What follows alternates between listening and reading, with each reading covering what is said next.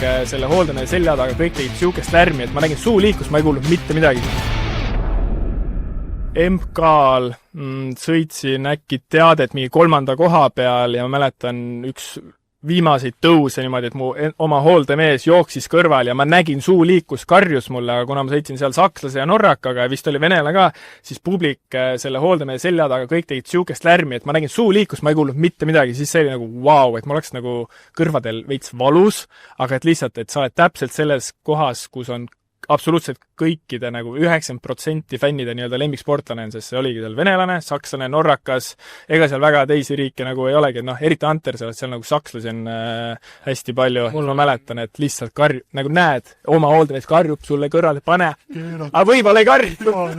Pahasti pead, sul on täitsa mööda. Sa oled niimoodi. Ei, see oli viimane ring, see oli lihtsalt, et ma sain aru, et tuleb sõita, aga seal jah, see oli hästi äge.